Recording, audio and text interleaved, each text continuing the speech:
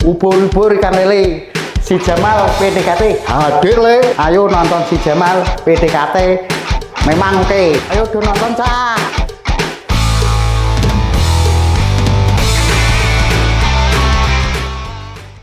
Warahmatullahi wabarakatuh. Salam germas, sehat, bugar, produktif. Kembali lagi dalam program kesayangan kita, program Si Jamal PDKT, siaran Jumat malam podcast Dinas Kesehatan Kabupaten Blora. Ya, pada kesempatan kali ini saya Evi sebagai host di podcast kali ini akan menemani sobat sehat semua membahas tips sehat bertepatan dengan saat ini kita sedang menjalankan ibadah puasa ya di bulan Ramadan ini bersama dua narasumber yang nantinya akan berbagi banyak sekali informasi dan ilmu seputar tips untuk hidup sehat di bulan yang penuh rahmat. Iya, ini ada narasumber yang pertama, ada Ibu Nani Sri Mulyaningsih SKM MSI. Ya, beliau adalah Subkoordinator Seksi Promkesda Dinas Kesehatan Kabupaten Blora. Ya, bagaimana Bu Nani kabarnya? Baik, luar biasa. Sehat ya Bu ya? Amin. Ya, tetap semangat Bu Nani. Kemudian ada satu narasumber lagi, ya Mbak Duina. Bagaimana kabarnya ini? Alhamdulillah sehat walafiat. Puasanya lancar ya sampai saat ini? Sampai saat ini sih ya lancar. Sampai nanti lancar tanpa ada halangan puasanya. Amin ya rabbal alamin. Oh ya, pada hari ini tema podcast kita tadi ya sudah saya sampaikan mengenai tips tetap sehat di bulan penuh rahmat.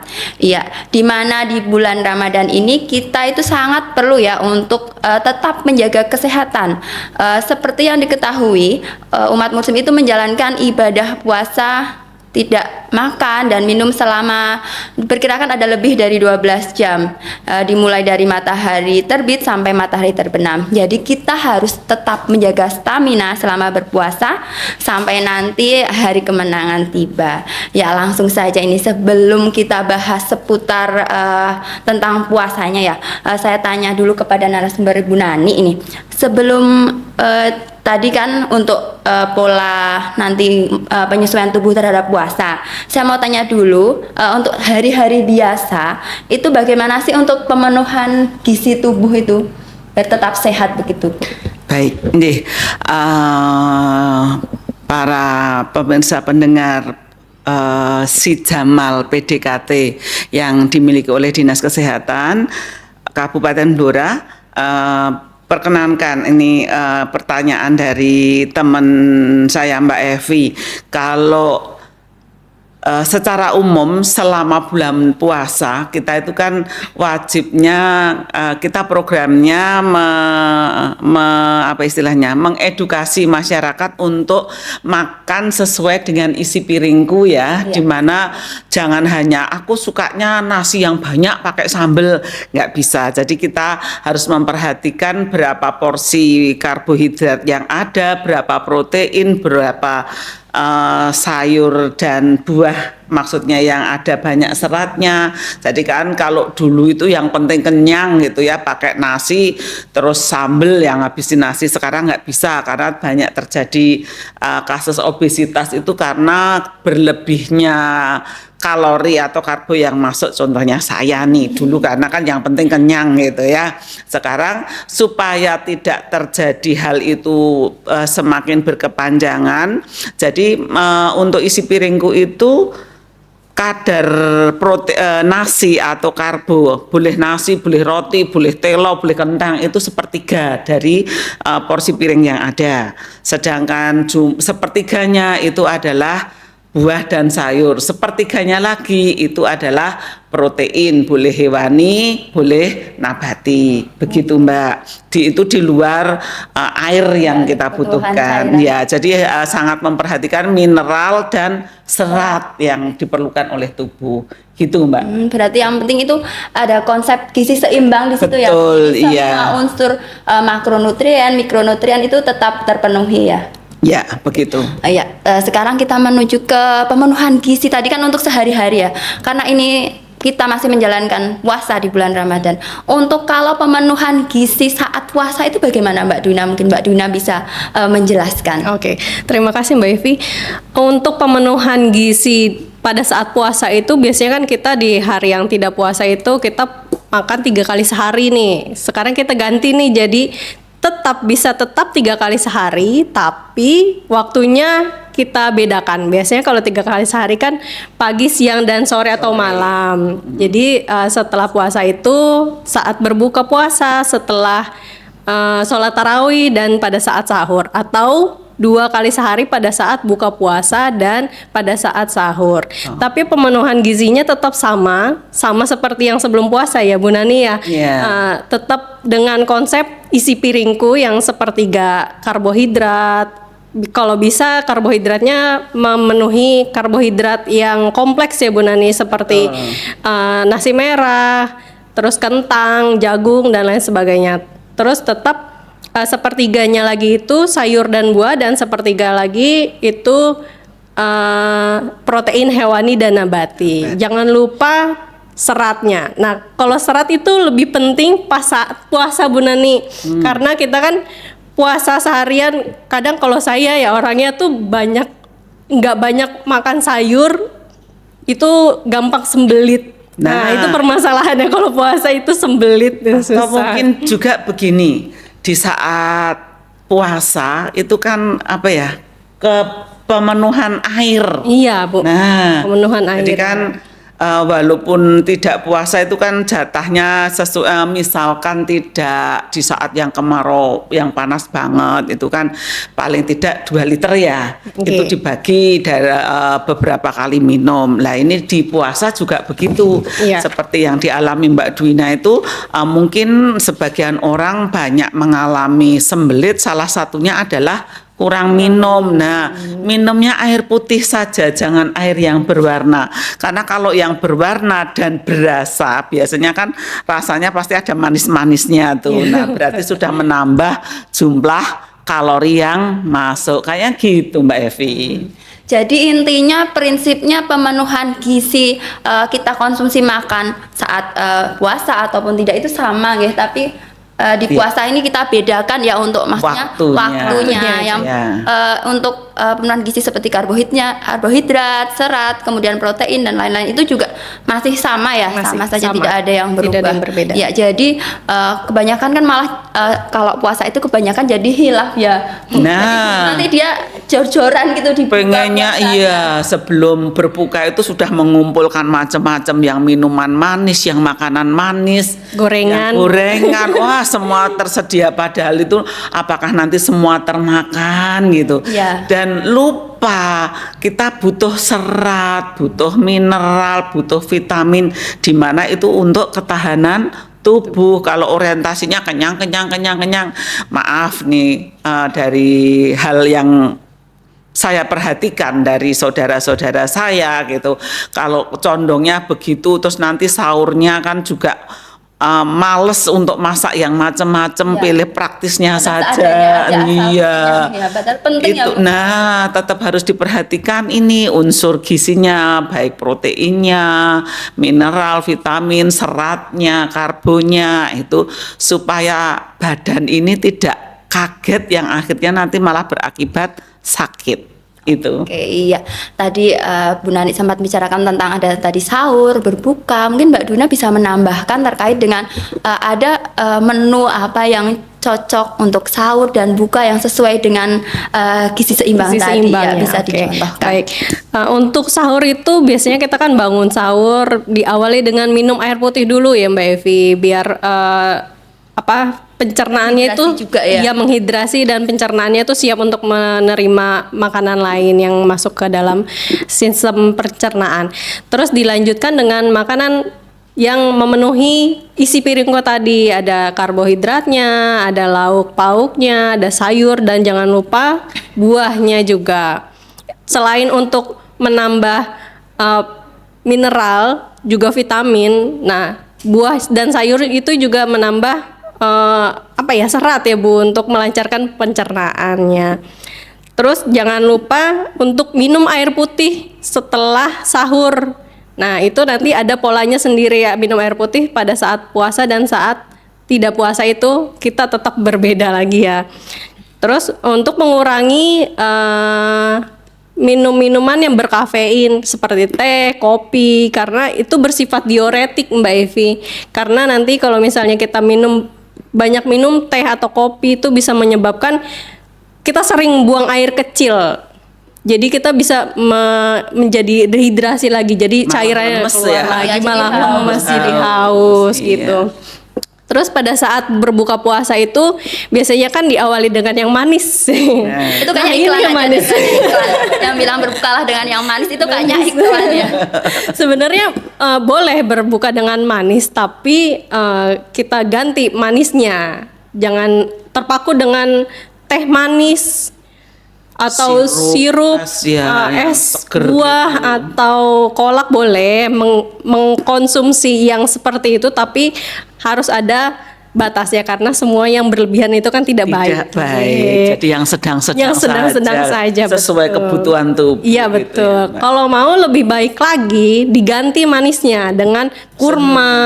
Oh, dengan kurma Bu Nani, kurma, buah potong, buah-buahan tanpa sirup ya, buah saja bukan es buah. Oh. Terus air kelapa murni itu juga bagus buat tubuh. Lalu dilanjutkan nanti setelah sholat tarawih atau dikasih jeda lagi setelah sholat tarawih itu baru makan makanan berat yang sesuai dengan isi piringku tadi. Dan jangan lupa konsumsi makanan atau kita makan sebelum tidur itu 2 jam. Usahakan 2 jam sebelum tidur kita sudah makan. Jadi jangan setelah makan langsung tidur gitu. Nah itu waktu saya muda begitu Mbak. Gitu. Ikut-ikutan puasa ya. Iya. Habis makan ngantuk tidur lagi. Nah, itu mungkin jadinya seperti saya ini. Ya itu bisa menghambat pencernaan juga. Jadi pencernaannya jadi lebih lambat. Oh. Gitu Mbak Evi, Bu Iya, Nani. tadi memang ngomongin tentang tadi ya berbuka tadi untuk yang manis gitu ya. Memang karena di ajaran kita juga Nabi menganjurkannya itu sebenarnya itu berbuka itu dengan kurma dan air putih gitu. Mungkin jadi ada tadi yang diplesetkan ya berbuka dengan yang manis, mungkin sirup-sirup gitu. Orang-orang mikirnya kayak gitu. Padahal sebenarnya itu tidak seperti itu begitu. Ya, tadi ada disebutkan juga ada konsumsi tadi ya makanan manis berbuka. Kalau kita lihat juga ada yang sering berbuka, yang penting ada gorengan di meja itu banyak malah ya. Nah itu apakah ada karena tadi kan pola pemenuhan gizi sebelum dan atau puasa atau tidak puasa sama itu ada nggak sih Bu batasan untuk konsumsi tadi makanan asin, makanan manis dan lemak tambahan sebenarnya? Iya. Tidak. Seingat saya ya Mbak dari ilmu yang pernah saya dapat bahwa untuk kebutuhan manusia yang normal itu ya maksimal ini ya tadi sudah disampaikan Mbak Dwina bahwa kita segala sesuatu yang berlebih itu tidak baik kan gitu. Oke, betul. Jadi kita konsumsi gula itu maksimal dalam 24 jam itu ada 4 sendok gitu ya. Terus kalau garamnya itu 1 sendok teh. Gulanya itu 4 sendok makan atau sendok? Maksimal 1 sendok makan. Oh, 4 sendok. Tapi kan yang namanya gula bukan yang murni bentuk gula. Jadi nasi juga mengandung gula. Mungkin nyambel juga pakai gula. Nah, jangan orientasi aku baru konsumsi sehari ini 3 sendok masih kurang 1 sendok.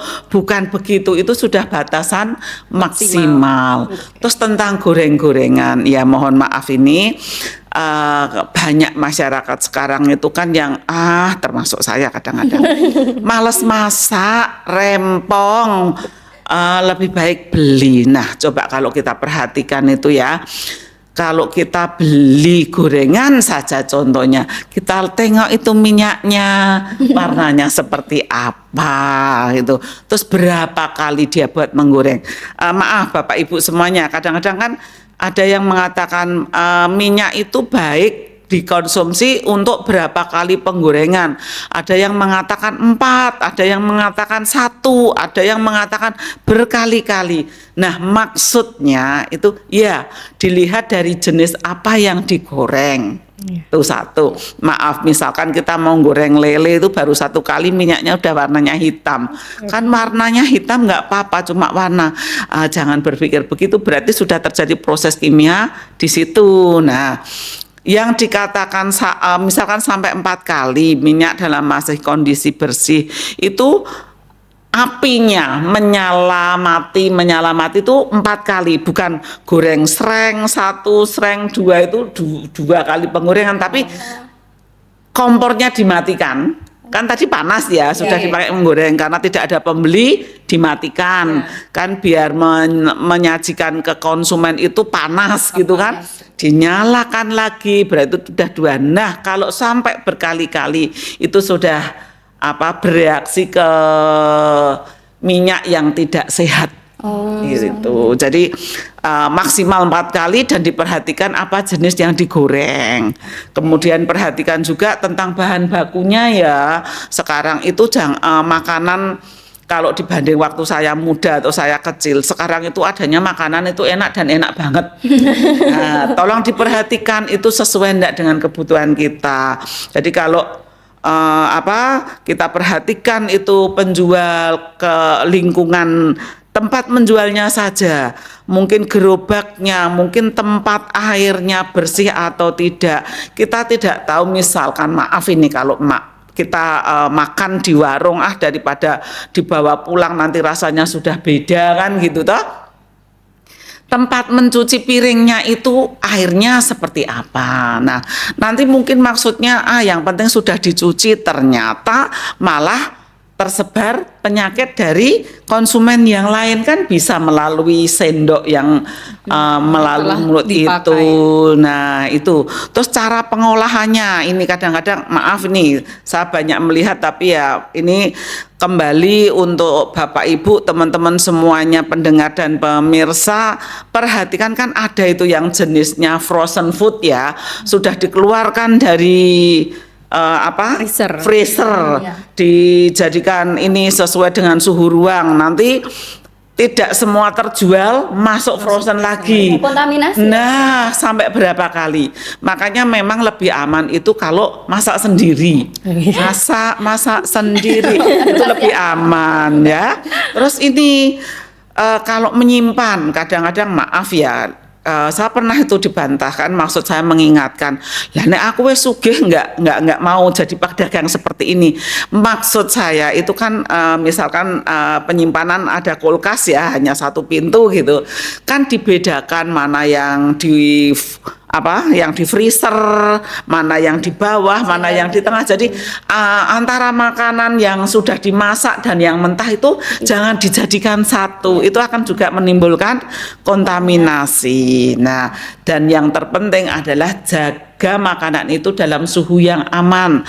Karena kalau terlalu lama di ruangan walaupun kelihatannya sudah tertutup, tapi kan tetap ada celah dan bakteri itu berkembangnya dalam hitungan detik. Dia dengan membelah diri, 1 menjadi 2, 2 menjadi 4 dan seterusnya. Mungkin dia datangnya baru 1, tapi terus akhirnya membelah diri. Nah, jangan sampai di bulan puasa ini menghemat tenaga dan energi, masaknya sekalian yang banyak untuk berkali-kali sahur atau berkali-kali puasa, malah melupakan bahwa ini bisa untuk berkembang biaknya kuman. Itu. Iya, berarti pedagang tetap harus memprioritaskan untuk keamanan pangan untuk konsumen juga. Betul. Iya.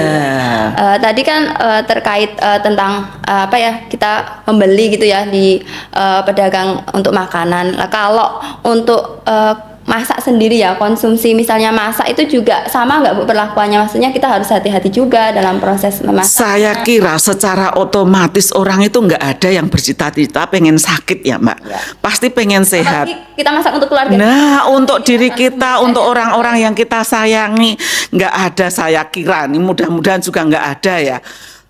Beli sayuran nggak usah dicuci, praktisnya langsung dimasukkan. Nah, paling enggak ya harus dicuci lah sampai bersih. Contohnya maaf nih, kalau kita mau masak ikan. Nah, kalau kita beli mateng, itu justru kita wajib curiga, bersih enggak ya mencucinya. Karena ikan maaf, terutama yang bukan ikan segar masih hidup, ikan yang sudah mati yang dari laut, kalau kita perhatikan di pasar, padahal ikan sebegitu banyak dipaparkan di meja gitu, tidak ada yang mendekat, itu namanya lalat.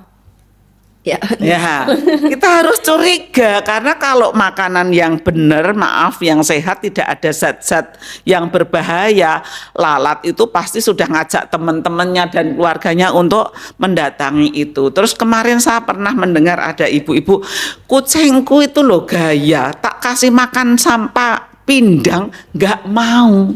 Saya senyum, ibu, kucingnya pinter bukan gaya.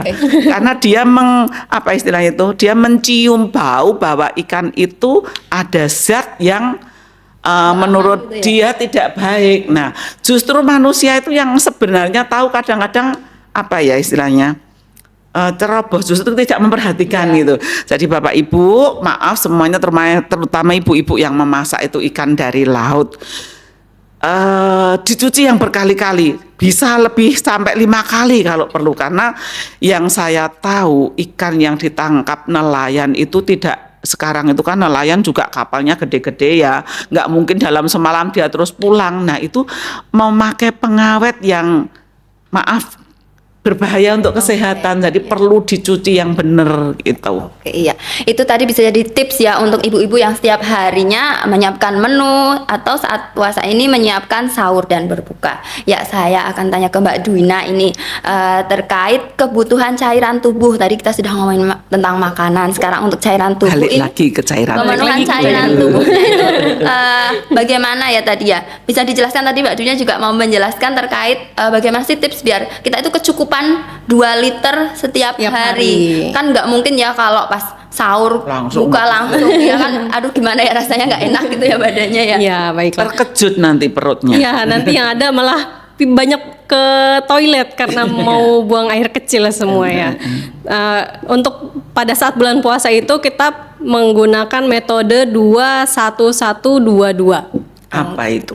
2 gelas pada saat berbuka puasa, 1 gelas sebelum tarawih, 1 gelas setelah tarawih, 2 gelas sebelum tidur, dan 2 gelas pada saat sahur gitu. Oh itu ya, tipsnya seperti itu ya. Jadi Iya, seperti itu. biar nggak terlalu shock tubuhnya ya langsung minum 4 gelas gitu kan, nggak Iya, mungkin betul. ya. Nah, itu dengan catatan lagi Mbak Evi, kita setiap orang itu kan memiliki berat badan yang berbeda-beda, aktivitas yang berbeda-beda, jadi kebutuhan cairannya juga berbeda-beda. Nah, itu bisa tetap disesuaikan. Iya. Kalau misalnya aktivitasnya tinggi, bisa olahraga, mungkin cairannya bisa ditambah. Minumnya lebih ditambah. Air putih ya, dengan catatan di sini garis bawahi air putih. Lah kalau pengen minum teh gitu Boleh Bu, tapi jangan berlebihan. Ya, tadi sudah kita singgung tentang cairan makanan. Sekarang nggak afdol rasanya kalau tentang bulan Ramadan ini kita nggak membahas tentang takjil ya. Karena kan memang takjil itu marak ya, dan biasanya itu memang adanya waktu bulan Ramadan ini. Iya, kalau nggak puasa gitu, nggak Ramadan nggak ada. Takjil ya, yang pada rebutan nyari takjil pinggir perjalanan juga sudah banyak pedagang yang sudah siap. Mungkin sekitar siang aja sudah ada pedagang yang standby gitu ya Bu. Untuk ada nggak sih Bu tips-tips yang untuk membeli takjil ini yang aman dan Iya, tetap sehat? kepada masyarakat semuanya. Maaf kadang-kadang saya itu walaupun saya tidak ikut berpuasa, tidak merayakan Ramadan, saya pas lewat juga dikasih itu, nolak kok yo rezeki katanya gitu ya. Tipnya tolong perhatikan Bapak Ibu semuanya ya, diterima tapi perhatikan terutama dari misalkan itu berupa minuman, lihatlah dari warna. Juga misalkan yang snack-snack itu ya, jajanan-jajanan, lihatlah dari warna terutama itu. Karena kadang-kadang ada, walaupun sekarang itu sudah ada yang namanya pewarna makanan, tapi masih ada yang memikirkan ekonomi itu terlalu mahal, dia menggunakan pewarna yang tidak aman. Walaupun dia menggunakan pewarna makanan, kalau terlalu berlebihan, kelihatannya berlebihannya gimana? Berarti warnanya terlalu mencolok. Itu sebaiknya jangan ya Dek ya. Gitu.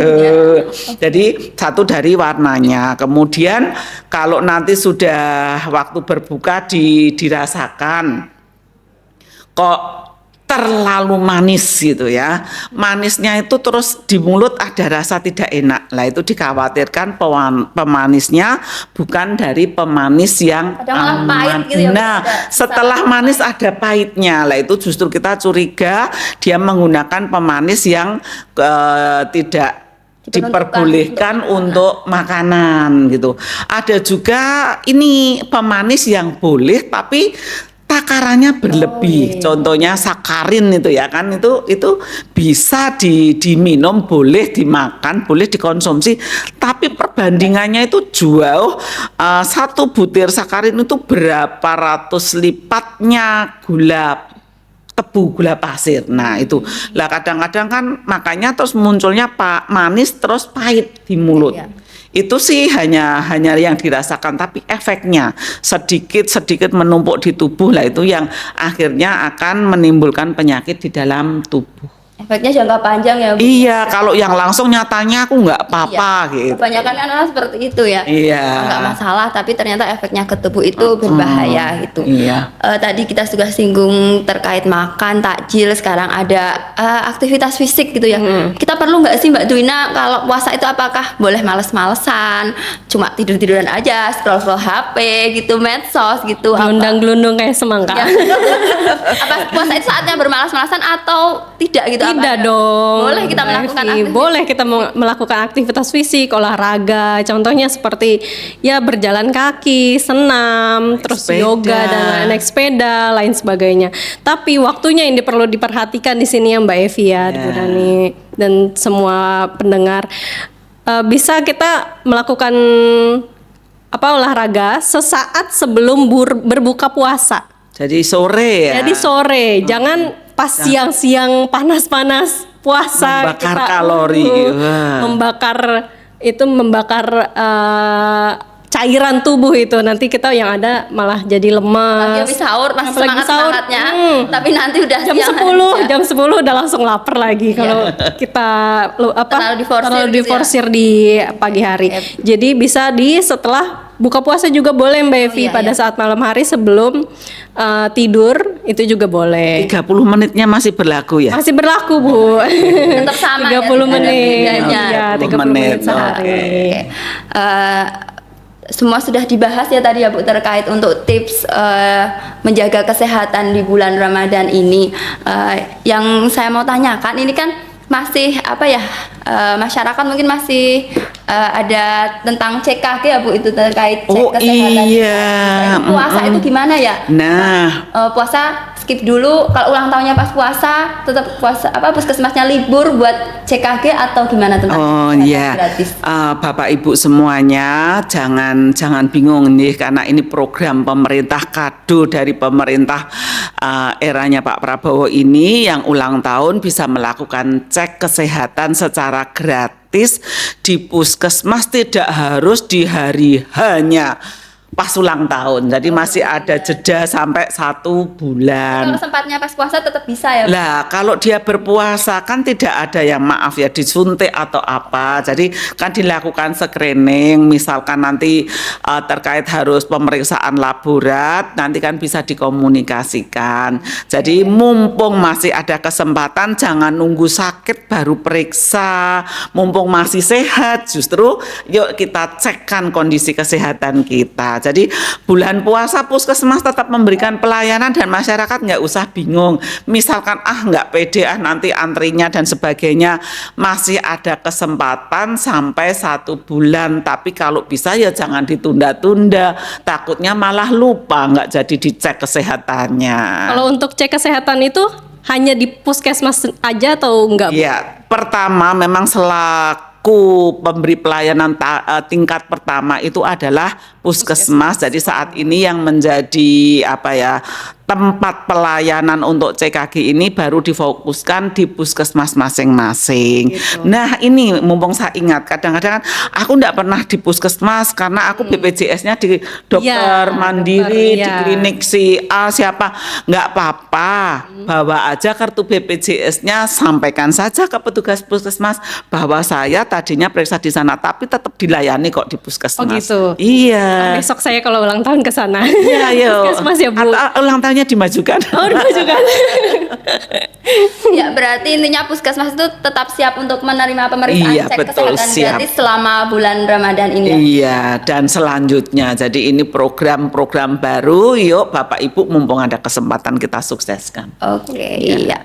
Terima kasih Bu Nani dan Mbak Duina atas tips tadi yang sangat bermanfaat. Banyak sekali informasi yang bisa kita dapatkan seputar kiat untuk tetap sehat di bulan Ramadan ini. Jadi semoga di bulan Ramadan ini bisa menjadi momentum kita untuk lebih bersemangat dan lebih ada motivasi untuk hidup lebih sehat. Amin. Iya. Ya. Mungkin sebelum saya akhiri ada closing statement dari Bu Nani, bisa disampaikan Bu. Apa ya, intinya jaga sehatmu sebelum sakitmu muncul. Gunakan kesempatan CKG yang mana pemeriksaan secara gratis.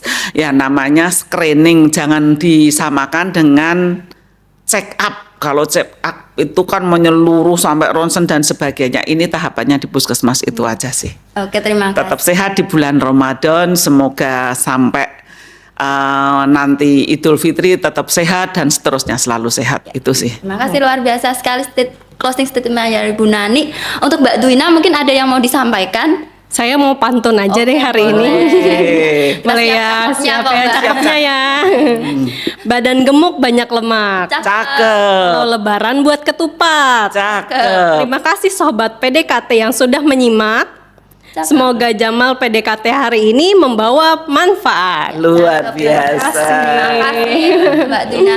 Ya, terima kasih kepada kedua narasumber yang sudah menyampaikan informasi yang sangat bermanfaat untuk podcast pada kesempatan ini. Terima kasih. Saya akhiri si Jamal PDKT siaran Jumat malam podcast Dinas Kesehatan. Sampai jumpa.